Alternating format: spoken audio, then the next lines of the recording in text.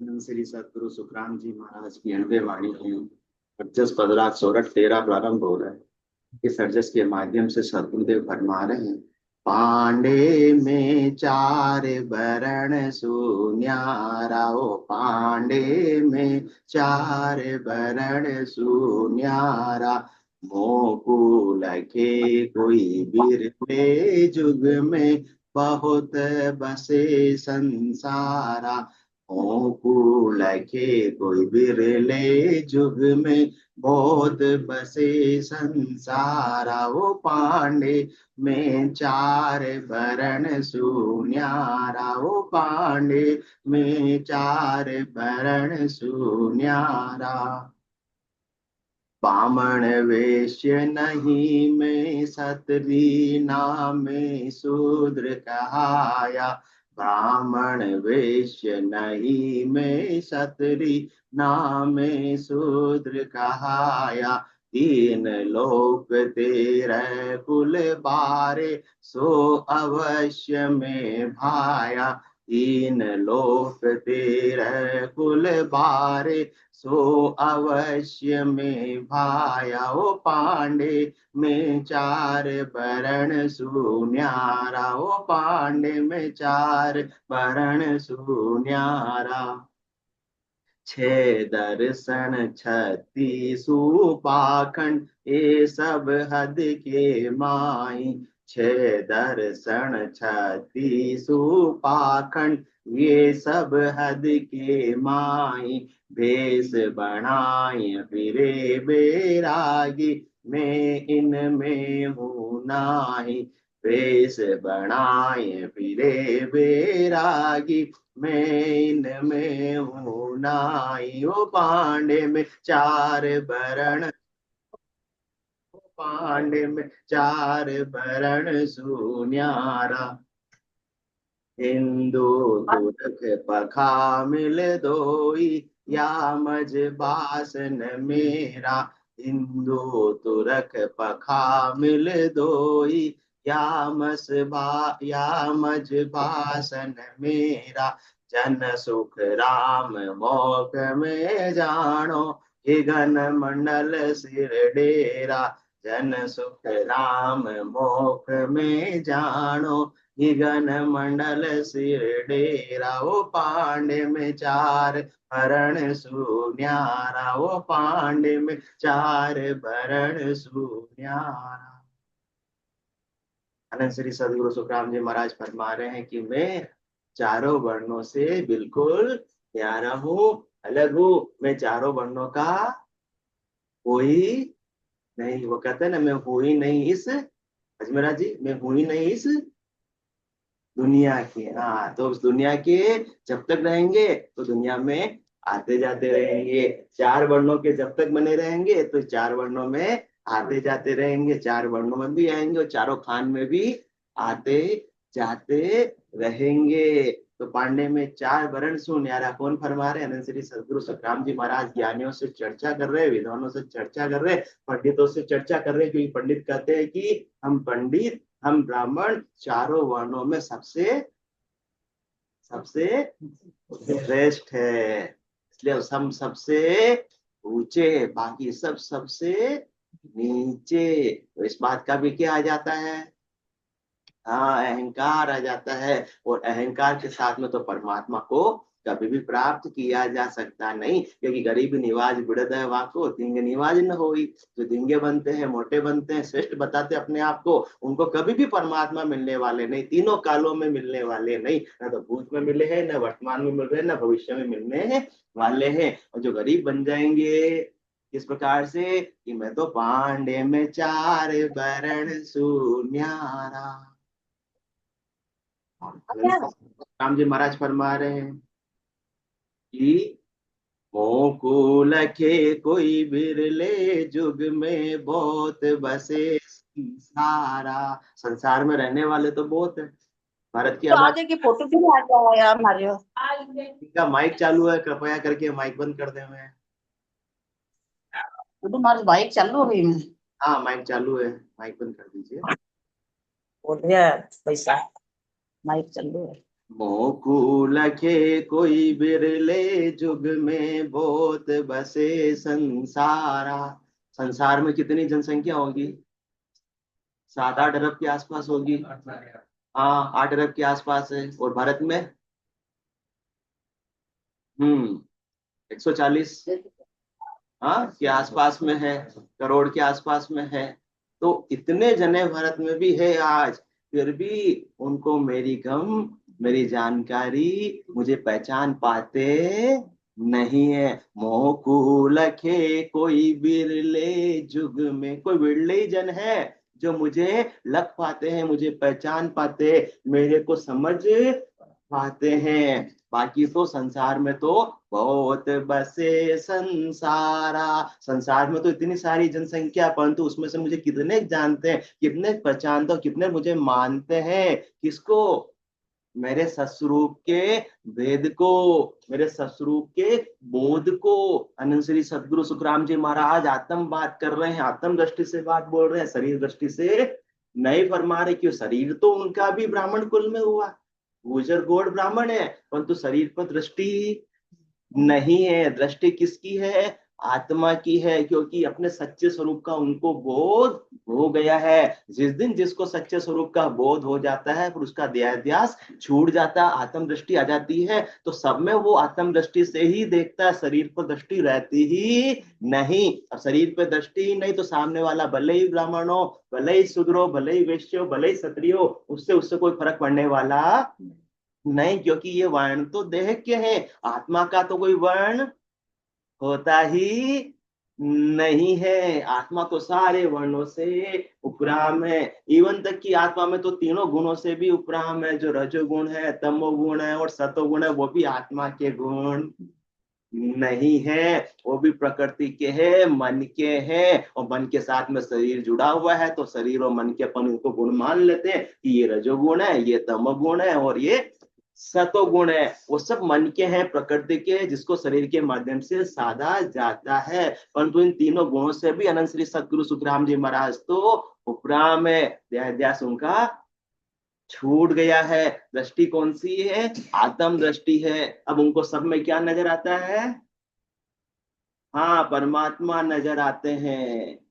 चाहे तो इंसान हो और चाहे जानवर हो, सब में जो परमात्मा का नूर है, वो आत्मा तो सब में एक ही है। किसी में आत्मा में कोई फर्क पड़ने वाला नहीं है। ब्राह्मण, वैश्य, शूद्र और क्षत्रिय की तो आत्मा तो एक है ही है। मनुष्य को अलावा जितने भी 84 लाख जीवाजूड़ में कीट पतंग पशु पक्षी है, उनमें भी वो ही आत्मा है। आत्मा में रत्ती भर भी फर्क नहीं है। फर्क इतना सा कि उस आत्मा को स्कोप नहीं मिला, क्षेत्र नहीं मिला है परमात्मा पद को प्राप्त करने का, इतना सा ही फर्क है। बाकी आत्मा के गुणों में कोई फर्क है नहीं है। जितना मनुष्य की आत्मा में है, जितना ब्राह्मण की आत्मा में है, उतना ही वैश्य की आत्मा में गुण है, उतना ही क्षत्रिय की आत्मा में गुण, और उतना ही शूद्र की आत्मा में भी वो ही गुण है। वो अपार गुणों का भंडार है। आत्मा तो अपार गुणों का सागर है। और जो मनुष्य में, नर नारी में आत्मा में गुण है, वही सारे गुण किनमें है? वही सारे गुण किनमें है? कीट पतंग पशु पक्षी के अंदर भी है। पंच इंद्रिय जीव है मनुष्य। कितने इंद्रिय है? हाँ, 5 इंद्रियों के हैं। कोई 4 के होते हैं, कोई 3 के होते हैं, कोई 2 के होते हैं, कोई एक भी होता है। अमीबा, अमीबा, हाँ, एक कोशिकीय जीव है। तो उसमें भी आत्मा वैसी की वैसी है। और आत्मा में गुण भी वो के वही है। रत्ती भर भी गुणों में फर्क नहीं। ये तो देह में फर्क है, देह के साथ में देह के गुणों में फर्क हो सकता है, आत्मा में गुणों में कोई फर्क है ही नहीं। और जिसका सदगुरु के सत्ता के माध्यम से, भजन के माध्यम से देहाध्यास छूट गया, उसके लिए तो सब समान हो जाते। सिया राम में सब जग जानी, करम प्रणाम जोर जुल्फानी। मन वो चवर करे मन माही, जहां देखूं जहां सतगुरु साईं, फिर तो और कोई नजर आता ही नहीं है। शुभ अशुभ उपाय संसार में आप ही आपको ख्याल ठाणे, भाव प्रभाव आत्मा परमात्मा एक सौ दूसरों न जाने।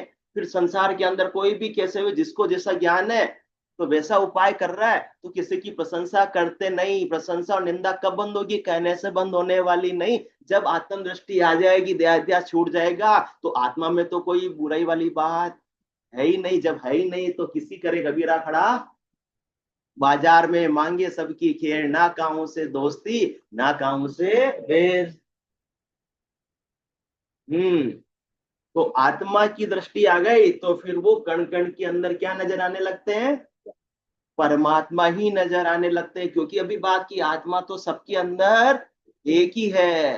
कैसो चांडक साहब, कैसो खेल नचो मेरे दाता, जित दे तू उत तू ही तू है।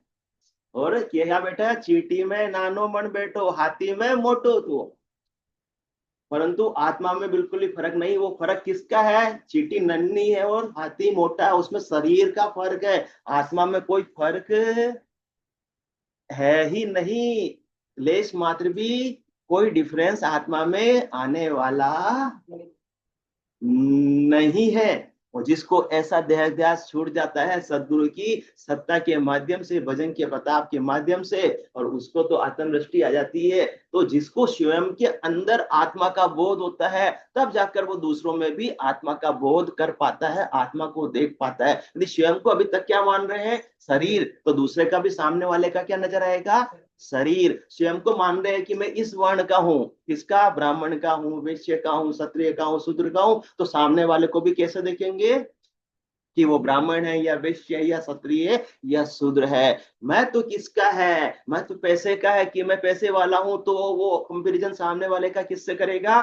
धन से ही करेगा कि ये मेरे से धन से ऊंचा है या मेरे से धन में नीचा है, उसके अनुसार में व्यवहार करता हूं। ये सारे बातें हद की है। हद की बातों से परमात्मा पद की प्राप्ति से कोई लेना देना दूर दूर तक है ही नहीं। अनंत श्री सदगुरु सुखराम जी महाराज, अमर लोक सु में चलाया, अजर लोक सु में चलाया, विप्र के घर जामा पाया। विप्र मतलब ब्राह्मण के घर में मैंने ये जामा पहना। कौन सा जामा? नर्तन का जामा मैंने पहना। परंतु विप्र किसब करूं नहीं कोई, या विद जान लखे जन सोई। परंतु मैंने विप्र का जो भी किसब है, मतलब जो कार्य, कौन सा? कर्म कांड का, पूजा पाठ का, करनी क्रिया का, वो मैं एक भी काम करता नहीं हूँ। परंतु इस बात को हर कोई समझ सकते नहीं है।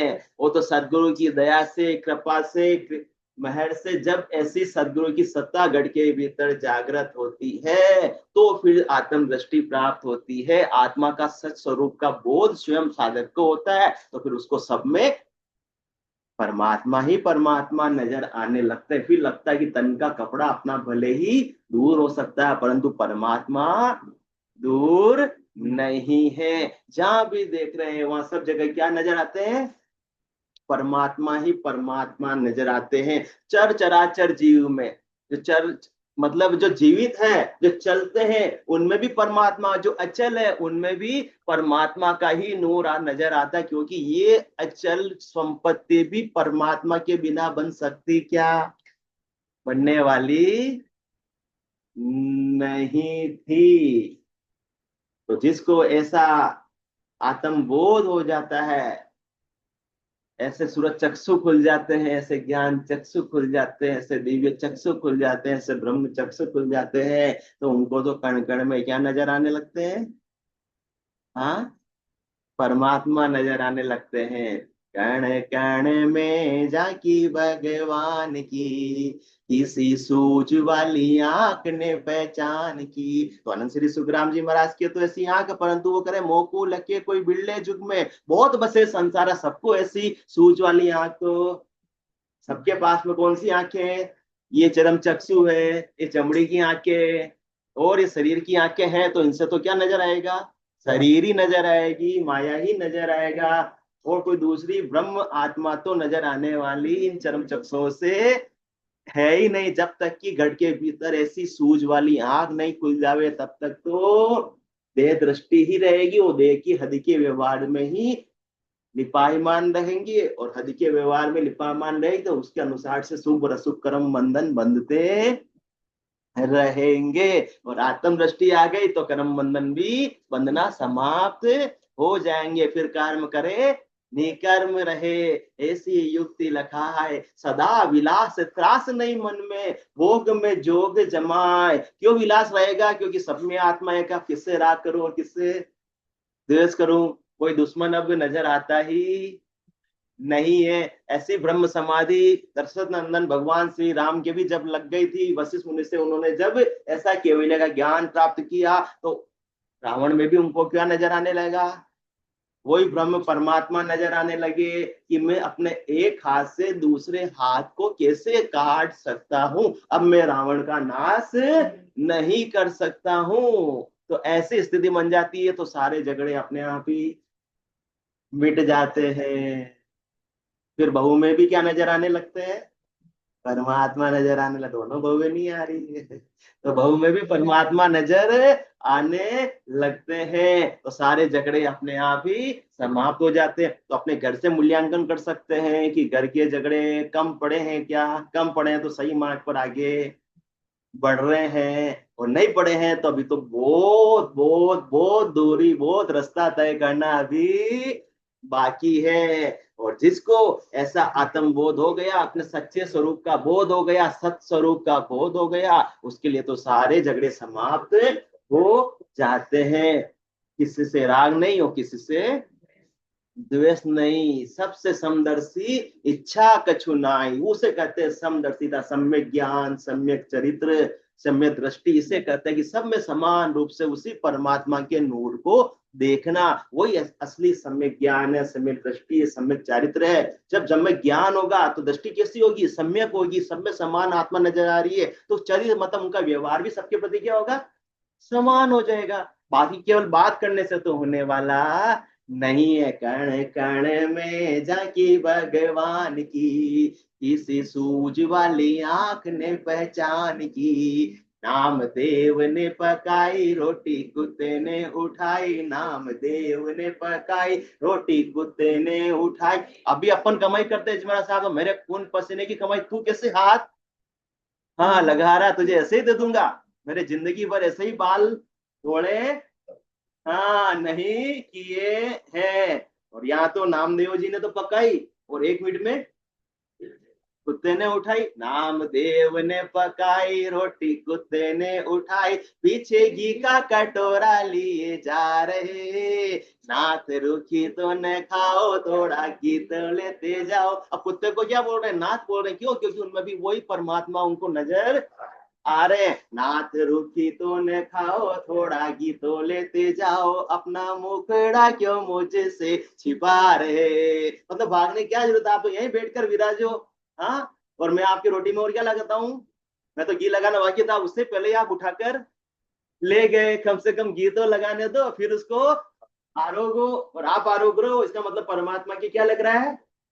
भोग लग रहा है। नाथ रुखी तो न खाओ, थोड़ा घी तो लेते जाओ, अपना मुखड़ा क्यों मुझसे छिपा रहे? तेरा मेरा एक रूप फिर काहे को हुजूर, तेरा मेरा एक रूप फिर काहे को हुजूर।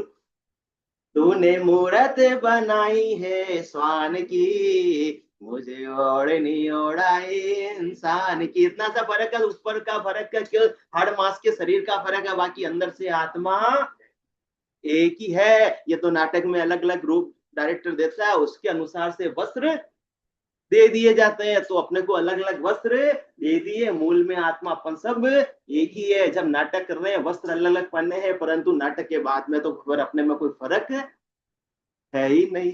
तेरा मेरा एक रूप फिर काहे को हुजूर, तूने मूरत बनाई है स्वान की, मुझे ओढ़नी ओढ़ाई इंसान की।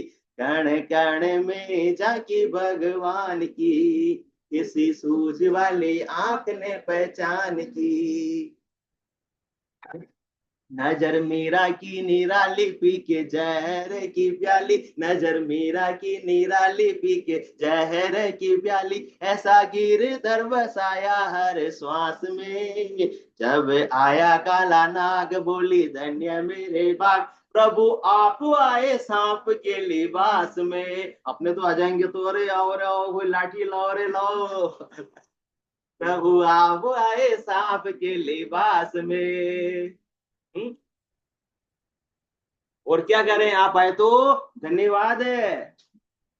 नजर मीरा की निराली पी के जहर की प्याली, ऐसा गिरधर बसाया हर श्वास में। जब आया काला नाग बोली धन्य मेरे भाग, प्रभु आप आए सांप के लिबास में। आओ आओ बलिहार काले किशन कुमार, आओ आओ बलिहार काले किशन कुमार, धन्यवादी हूँ मैं आपके एहसान की, बड़ी कृपा है कृपा निदान की। चलो इस रूप में आपने मुझे दर्शन दिए, बड़ी कृपा की है। कण कण में झांकी भगवान की, किसी सूझ वाली आंख ने पहचान की। ऐसे थे सूरदास निगाहें जिनकी थी खास, चरम चक्षुओं से होने से आत्मदृष्टि आने वाली नहीं हो तो सतगुरु की मेहर दया कृपा से ही आएगी। ऐसे थे सूरदास निगाह जिनकी थी खास,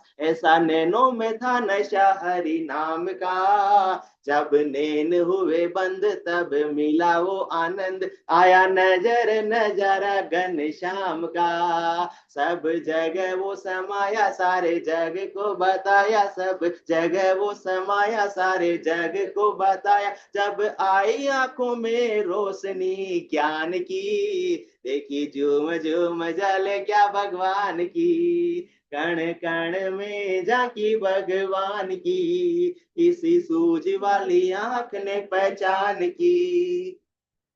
गुरु नानक और कबीर नहीं जिनकी नजीर, गुरु नानक और कबीर नहीं जिनकी नजीर। पत्ते पत्ते में देखा निरंकार को, नजदीक हो या दूर वहीं हाजिर हजूर। यह सार समझाया संसार को, नत्थ सिंह और जहान गांव शहर बियावान, नत्थ सिंह और जहान गांव शहर बियावान। सारी चीजें हैं ये एक ही दुकान की, सारी मेहरबानियां उसी मेहरबान की। कण कण में झांकी भगवान की, किसी सूझ वाली आंख ने पहचान की। सारी चीजें एक ही दुकान की है, एक ही मालिक है। तो कोई कंपटीशन, कोई झगड़े, कोई राग द्वेष, सब आपस में सिस्टर कंसर्न है। एक ही मालिक की दुकानें हैं, तो सबको आगे आगे बढ़ने का मौका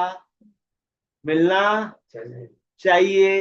अब न किसी से राग है न किसी से द्वेष है, और राग द्वेष नहीं है तो कर्म बंधन भी नहीं है। इसे कहते हैं कर्म करे निकर्म रहे। राग द्वेष के साथ में कर्म हो रहे हैं, वो तो कर्म बंधन का कारण है। और जब तक देहाध्यास रहेगा तब तक तो राग द्वेष है और कर्म बंधन भी बंद रहे हैं। और जब आत्म दृष्टि ऐसी आ गई तो फिर तो कोई कर्म बंधन का कारण ही नहीं है। और तो इस बात को कोई समझ सकते नहीं है। सबको जो चरम चक्षुओं कहते हैं ना, रोज अपन बात करते हैं आंखें देखी सो साची, तो उसी को सच्चा मानते हैं। जबकि जो भी आंखों से चरम चक्षु नजर आ रहा है वो सब झूठा है।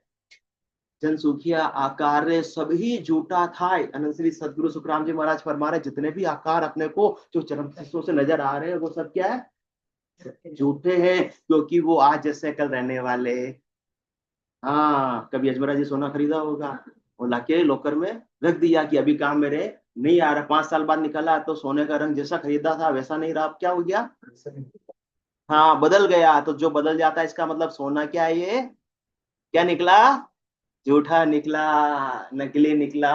सच्चा होता तो वैसा का वैसा ही रहता। तो जो बदल रहा है वो सब चीज क्या है, झूठी है, जो विनाश को प्राप्त कर रही है। क्योंकि ब्रह्म कभी भी बदलता नहीं, परमात्मा कभी बदलते नहीं है। और जो बदल रही है वो सब क्या है, वो माया है, जो विनाश को प्राप्त होती आज है, वो कल रहने वाली नहीं है। तो कैसा भी आकार ही क्यों ना हो, कैसा भी आकार हो शर्मा जी, कैसा भी आकार हो, कैसे में सब आ गए, सब आ गए। कैसे भी आकार में सब आ गए। जैसे भी आकार, चाहे शरीर का आकार हो, चाहे धामों का आकार हो, चाहे पर्वतों का आकार हो, सब आ गए। जैसे भी आकार है वो सब बदलने वाले हैं, सब नाश को प्राप्त करने वाले। सबकी एक न एक आयु अवधि है, आज अगर रहने वाले नहीं है तो वो झूठे हैं, वो सच्चे नहीं है। वो तो परमात्मा की माया का क्या है, पसारा है, तो अपने को तो ब्रह्म परमात्मा को प्राप्त करना है,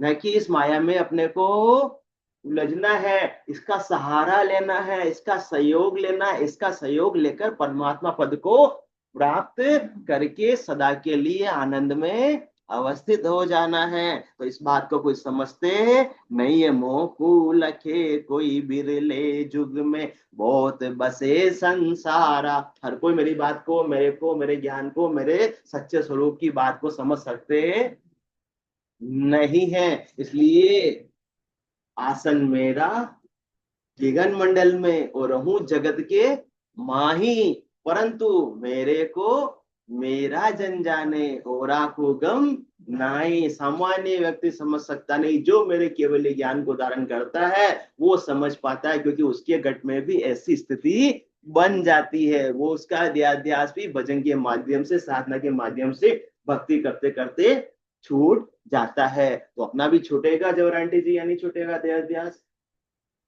आप कहते बहुत मुश्किल है, हाँ रोज कहते बहुत मुश्किल है, परंतु इतना मुश्किल भी नहीं है। जे जन लागे आद सु निभे अंत लग कोई, तो नीचे सुखराम गए आप ही करता होय। सदगुरु सुखराम जी महाराज गारंटी दे रहे हैं कि इस दिन से आप लगे और अंतिम समय तक आप लगे हुए रहोगे साधना में, भजन में, तो निश्चित रूप से आप भी परमात्मा पद की प्राप्ति कर लोगे। बंदगी बंदगी करत सिंह बासना, जल जाए नहीं रहे जाकी। ता दिन भक्त सो परागट उपजे, करम जू एक न रयो बाकी। 5 पे माल 2500 मर रहा, 3 के ऊपरे जीण मांडे। नव को आसरो लांगण को आवियो, ता दिन सरब सुप्रीत छाड़े। इस नवतक लिंग शरीर का आसरा मतलब इससे उपराम हो गए तो सबसे मोह अपने आप ही छूट जाएगा। और बीच में हट बिन बंदगी मोन गए, साई को ज्ञान नहीं पर आई। दास सुख राम कह करम कोई उपजो, भरम जो उपणो मन माही। तो इसलिए लगे रहो, लगे रहो, लगे रहो, भक्ति करते करते करते करते अपना भी देहाध्यास छूट जाएगा। फिर आत्मा के अलावा और कुछ भी नजर आने वाला नहीं है।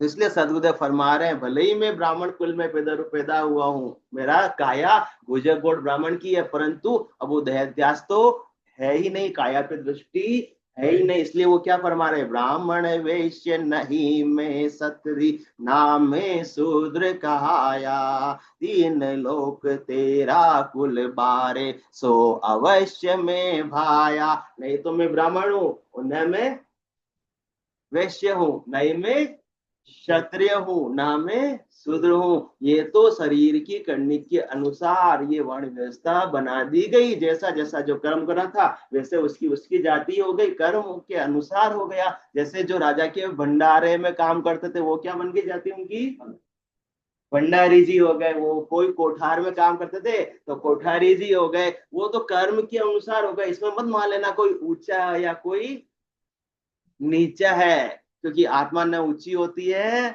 न नीची होती है।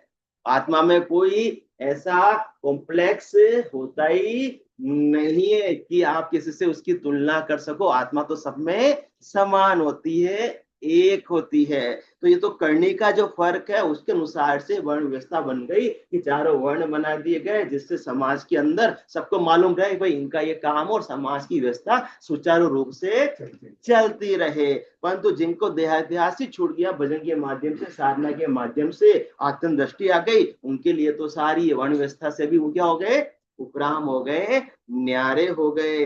3 लोक तेरा कुल बारे, सो अवश्य में भाया। इन चारों वर्णों में तो अब मैं रहा ही नहीं, उसके अलावा 3 लोकों में भी अब मैं नहीं हूं, क्योंकि अभी बात की आसन मेरा गगन मंडल में रहूं जगत के माए। शरीर मेरा भले जगत में है, शरीर भले ही मेरा ब्राह्मण कुल का है, परंतु मेरी सुरता, मेरा ध्यान कहाँ पर है, गगन मंडल में है, उस उदय मंडल में है, उस दुनियात्मक शब्द के आनंद में अवस्थित हूँ। तो तीन लोक तेरा कुल बारे, सो अवश्य में भाया। क्योंकि चौथे लोक की जीते जी जिसने प्राप्ति कर ली है, अब वो कहाँ अवस्थित है, कहाँ का आनंद ले रहे हैं? चौथे लोक का आनंद ले रहे हैं। अब वो तीन लोकों के सुख और दुख से उनके कोई लेना देना नहीं है। अब न कोई तीन लोकों में उनको भला लगेगा, न कोई बुरा लगेगा। जब तक कोई भला लग रहा है और बुरा लग रहा है, तब तक भी समझ लो कि अपन तीन लोकों में ही है, भले साधना करते हुए बरस बीत गए हो। जब तक किसी की प्रशंसा कर रहे हो, जब तक किसी की निंदा कर रहे हैं, तब तक समझ लो कि तीन लोगों से बाहर नहीं हुए हैं। जब लग भली बुरी सब व्यासे, काम क्रोध अहंकारा, तब लग उरे परे नहीं पहुंचे। त्रिटुटी तत्व विचारा, भले त्रिटुटी में सत्य का विचार कर रहे कि मेरी स्थिति यहाँ तक की हो गई, यहाँ तक की हो गई, यहाँ तक की हो गई, परंतु तीन लोगों से बाहर वो आत्मा अभी तक गई नहीं। क्योंकि अभी दृष्टि किस पर है? उनके शरीर पर है, उनकी वाणी पर है कि उनका शरीर ऐसा, उनकी वाणी ऐसी, उन्होंने ऐसा बोल दिया, उन्होंने ऐसा बोल दिया, उन्होंने अच्छा बोल दिया, उन्होंने बुरा बोल दिया। वो की बातें भी अपन याद रखते हैं ना, 5 साल बाद पहले उन्होंने क्या बोला था। अब मौका आने पर मैं, हाँ अब मेरा बारी आने पर मैं, तो अभी तक तो भले ही अपन साधना कर रहे हैं, परंतु ये तीन लोग से बाहर हुए नहीं है। जिस समय सबकी निंदा और सबकी स्तुति छूट जाएगी, तब जाकर समझ लेवे कि तीन लोग से परे ही आत्मा चौथे लोग की प्राप्ति कर ली। अब इतना आनंद में अवस्थित रहेगी, न किसी की निंदा करने का समय है, न किसी स्तुति का समय है। और समय भी होगा तो करेंगे ही, क्योंकि दृष्टि किस पर है? आत्मा पर है। आत्मा में तो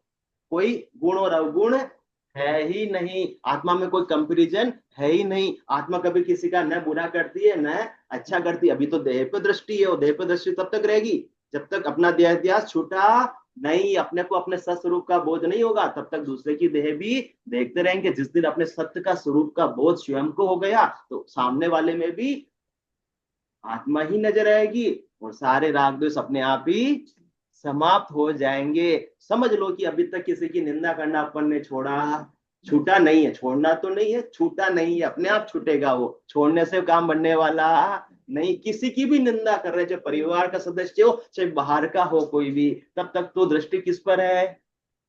और निंदा किसी के कार्य से अपन गुस्सा हो रहे हैं, समझाना अलग बात हो गई। जैसे बच्चों को समझाना अलग बात हो गई, उनको गुस्सा भी करना है, नहीं मान रहे तो वो नाटक रूप में होना चाहिए उनके भले के लिए। परंतु अंदर से क्या हो रहे हैं? आग बबूला आंखें क्या हो रही है?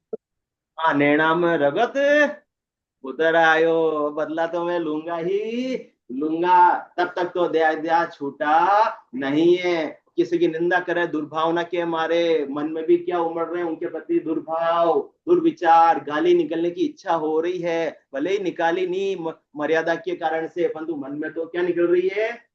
गाली निकल रही कि वो ऐसा, वो ऐसा, वो ऐसा। तब तक तो कहाँ, अभी तीन लोकों में ही है। अभी तक तो नवतरलिंग का आसरा भी छूटा नहीं है। चौथा लोक तो बहुत दूर की बात है। और अपन सब इसी थैली के चट्टे बट्टे हैं, परंतु यहाँ से सीमित नहीं रहना है। अपने को अपनी सबकी कमी पता है। कोई पहुंच गया तो धन्यवाद का पात्र, साधुवाद का पात्र, बहुत अच्छी बात है। अभी चौथे लोग की प्राप्ति कर ली, अब वहां से किसी की भी निंदा मतलब होती ही नहीं। करना तो दूर की बात, चाह कर भी होती ही नहीं। ऐसी स्थिति जिस दिन बन जाएगी, उस दिन समझ लो कि मिनखादे में आना अपना सार्थक हो गया। बोलो राम सदगुरु देव जी महाराज ने धन्य हो।